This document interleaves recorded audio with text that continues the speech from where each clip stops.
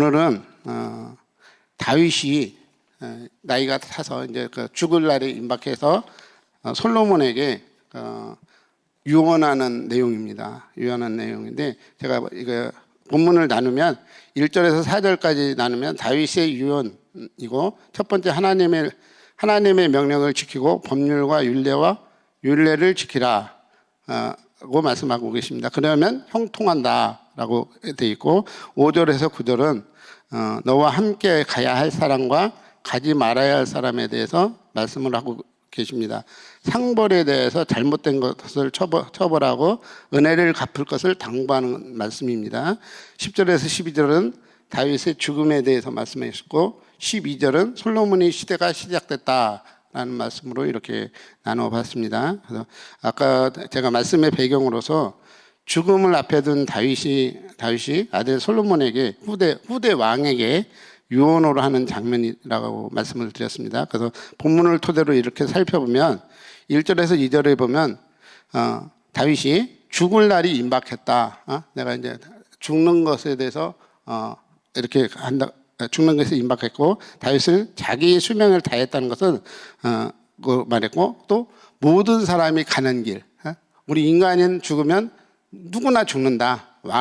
나도 내가 왕이었을지언정 나도 죽는다라는 것을 이렇게 표현하고 있습니다. 모든 길로 가는 길로 나도 가고 있다. 그런데 다윗은 한 나라의 왕으로서 나라를 통치하고 있었잖아요. 그리고 권력을 가지고 있었고, 모든 사람이 다윗을 영웅처럼 취급하고 하나님처럼 이렇게 취급을 했던 사람이잖아요. 근데 여기서 잠깐 우리 다윗을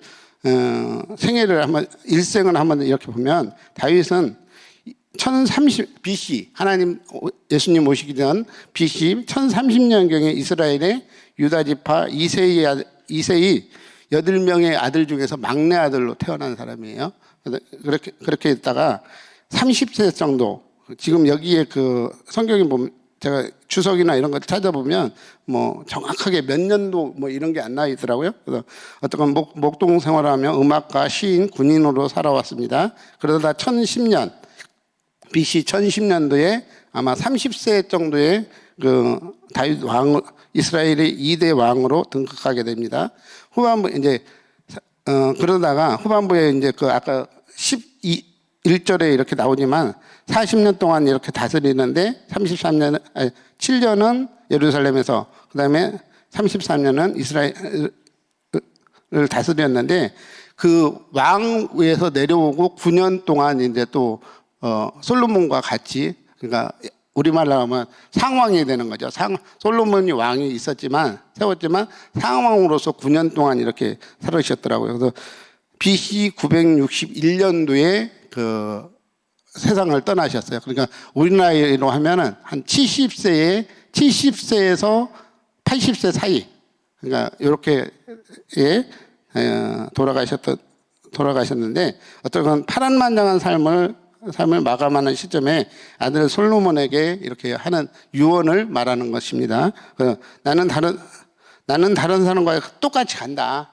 죽는데 이 세상 모든 사람을 죽는 것을 시점에서 그런 말을 하는 건데, 첫 번째로 부탁한 말이 너는 힘써 대장부가 되라. 솔로몬한테 힘써 대장부가 되라는 말이거든요. 그 말은 뭐라고 그거는 너는 이 나라를 이끌어 나갈 때 일반 사람이야. 왕이니까 공의와 정의로 또 지혜롭게 이 나라를 다스려라. 그리고 너도 훗날에 하나님 나라에 올 때 당당하게 하나님 앞에 서라라는 게 어떻게 보면 그 왕으로서의 대장부로서의 우리 일반 사람이 아니고 대장부로서의 왕이 다윗이 솔로몬한테 부탁한 말이 아닐까라고 이렇게 저는 생각을 했습니다. 그리고 다윗은 또 이제 3절에서 4절 말씀은 오직 다윗은 하나님이 함께 하심을 체험했고, 하나님이 함께 했을 때 형통함, 하나님을 알았기 때문에 다윗은 3절에서 4절에 신명기 6장의 말씀을 솔로몬에게 말합니다. 뭐라고 말하냐면 너는 여호와의 명령을 지켜라. 법률과 계명과 율례와 증거와 모세의 율법에 기록된 대로 그대로 지키라. 그리하면 형통한다. 그것은 본인이 체험했고 본인이 누렸기 때문에 그것을 솔로몬에게 말하는 겁니다. 솔로몬이 다윗이 우리 일반 사람처럼 내가 지금 왕으로서 어디에 금괴가 얼마나 있고 어디에 어떤 신하가 있고 어떤 뭐가 있고 이런 게 세상적인 거 이런 것을 말하는 게 아니고 그것보다는 하나님의 말씀을 선포할 때 말씀을 지킬 때 그것들을 지켜준다라는 거죠. 그래서 그 부분을 설명하고 있는 겁니다. 그래서 근데 우리는 어떻게 유언을 할까요? 지난번에 저한테 우리 어머니께서 저한테 그런 말을 하더라고요. 나는 죽으면 장사 지낼 때 매장해라. 나 화장하는 거 싫다. 그다음에 나는 나의 옛날에 살던 집터에 나를 매장해줘라. 아버지 곁에 가고 싶지 않다. 뭐 그런 쪽으로 뭐 세상적인 유언을 하는데 그분은 어떻게 하나님을 알지 못하는 사람이기 때문에 영적으로 저희들한테 유언을 하는 것이 아니고 세상적인 거 어떤 너희들이 잘 살아야 한다 이런 거로 유언을 하지만 우리가 만약에 제가 유언을 한다면 옛날에 제가 고등학교 때 죽음 체험을 한번 해본 적이 있어요.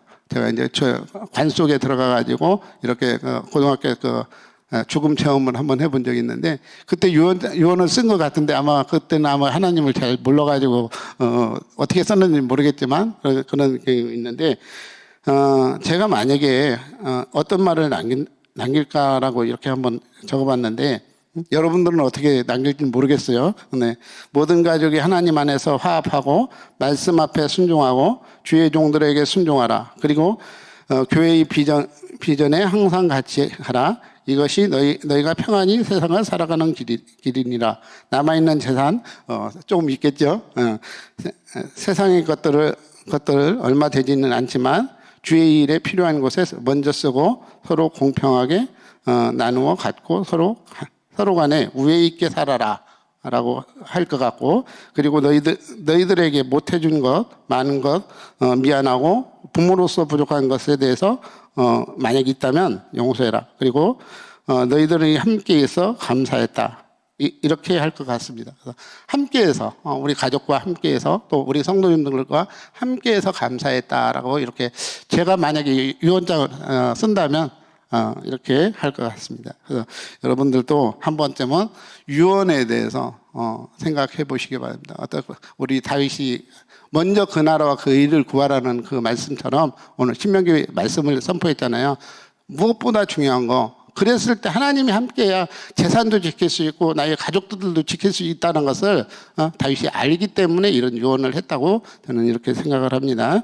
그 다음에 5절에서 9절의 말씀은 인간관계에 대해서 말씀하고 계십니다. 함께 가야 할 사람과 배척해야 할 사람에 대해서 말씀하고 계십니다. 7절에 우리가 함께 가야 할 사람에 대해서 잠깐 말씀을 드리겠습니다. 7절 솔로몬과 함께 할 사람 길르앗의 바르실레의 아들들은 너희 밥상에서 함께 밥을 먹어라 이렇게 말을 했거든요. 바르실레는 다윗 왕이 압살롬한테 반역으로 해가지고 도망갔다가 다시 이제 왕궁으로 돌아올 때 압살롬을 죽이고 신하들이 압살롬을 죽이고 돌아올 때 다른 신하들은 이제 다윗이 그런 말을 하죠. 압살롬아 아들이 죽었으니까 이제 불쌍하니까 이렇게 저거를 하는데 애통하는데 신하들은 뭐라고 합니까? 내가 반역자를 죽였는데 죽인 나는 칭찬 안 하고 왕은 아들을 위해서만 기도를 한다. 아들을 위해서만 애통한다. 이렇게 하고 왕궁으로 모시는 걸 그렇게 안 했어요. 잘 안 했는데 오늘 이 바르실레는 왕궁으로 모시기 위해서 자기 몸을 바쳐서 요압으로 간 거예요. 가가지고 왕궁으로 갈 수 있도록 인도를 한 사람이에요. 근데 결국은 바르실레는 왕궁으로 가지 않고 자기가 나이가 80이 됐기 때문에 왕궁으로 가서 왕한테 해를 끼칠 수 있으니까 나는 안 가겠다. 나는 여기 남겠다 해서 요압에서 남고 아들들만 보낸 거예요. 그래서 그 아들들에게 복을 주라는 거거든요. 솔로몬에게 그런 말씀을 당부하는 겁니다. 그래서 어쨌건 그 후대들에게 우리가 어떤 하나님의 일을 하고 이랬을 때 후대들에게 축복을 주신다. 그래서 그것을 말씀하고 계십니다. 그다음에 그 함께 가지 않아야 할 사람은 요압에 대해서 말씀을 하고 계십니다.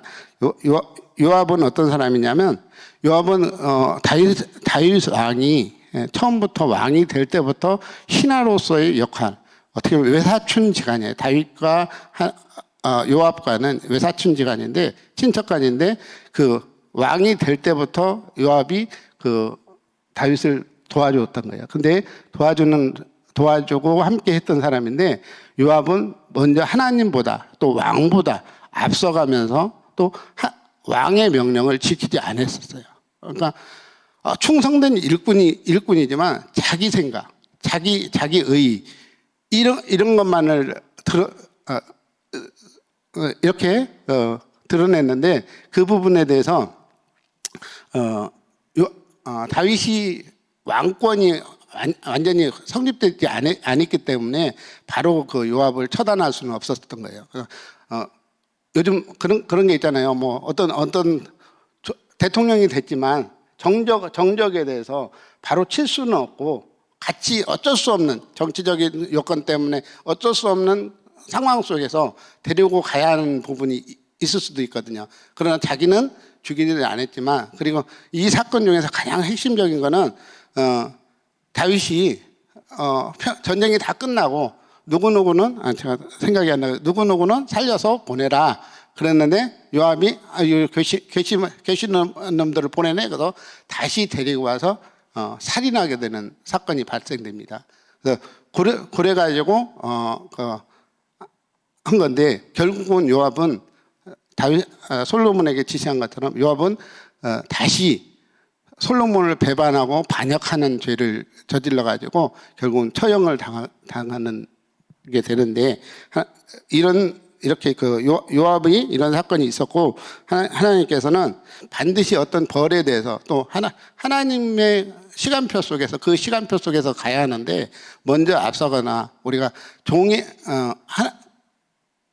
마음으로 나는 아무것도 아니다. 하나님이 하시는 것 대신해서 한다는 것을 알아야 하는데 우리가 먼저 하나님보다 앞서가고 또 우리 목사님보다 또는 어떤 사역자보다 먼저 가는 것도 어떻게 보면 잘못된 거거든요. 그래서 저도 항상 기도합니다. 하나님 앞에서 순종할 수 있도록 또 목사님보다 먼저 가지 않도록 이렇게 그래서 순종하고 목사님이 어떤 길을 가든지 빨리빨리 체크해서 그 길에 가는 것이 또 저거하고, 그리고 나서 뭐냐면 교만하지 않도록 내가 했다, 내가 이렇게 했다 이렇게 않도록, 내가 교만하면 나부터 먼저 쓰러지기 때문에 또 그렇기 때문에 최대한 교만하지 않고 낮아질 수 있도록 제가 하고 있는데 모르겠습니다. 여러분들이 생각할 때는 어떤지는 모르겠지만 저 나름대로 열심히 하고 있습니다. 그래서 여러분들도 저를 위해서 기도해 주시기 바랍니다. 또 한 사람이 있습니다. 시므이가 있습니다. 시므이는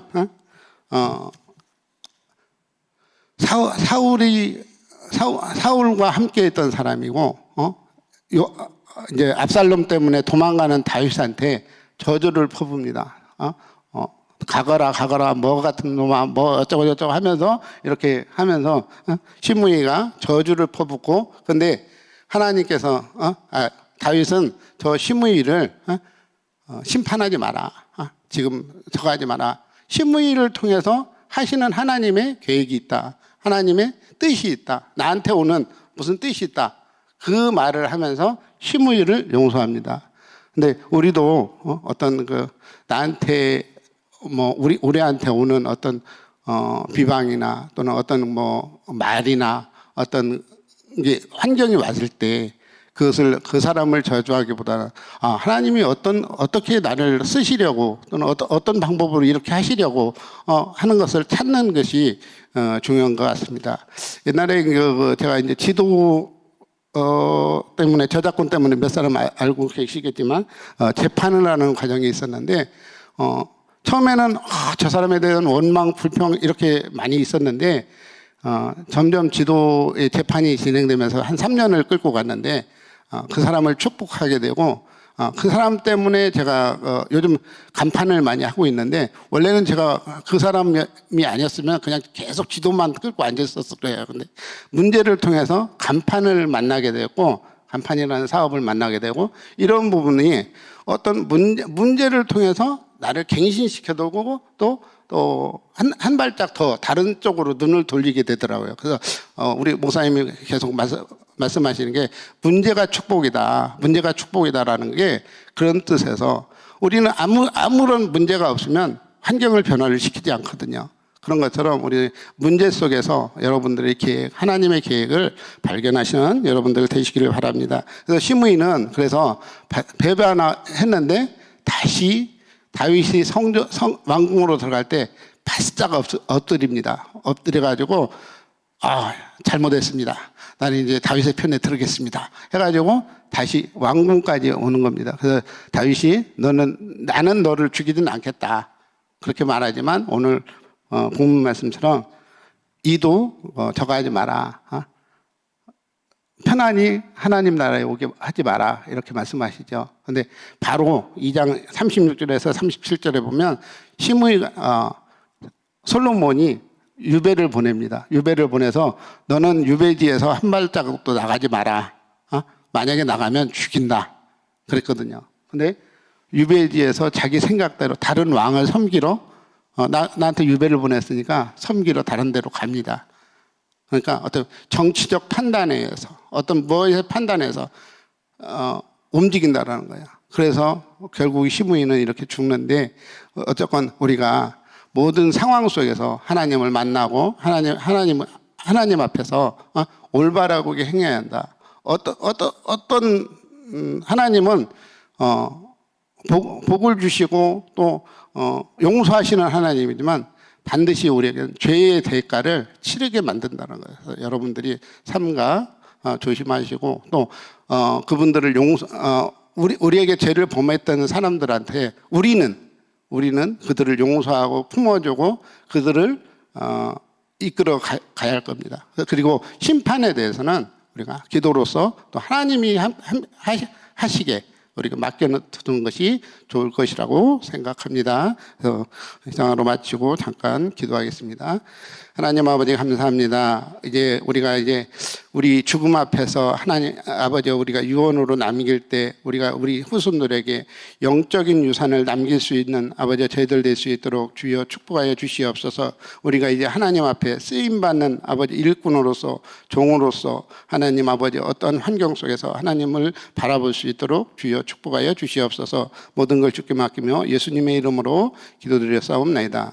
네.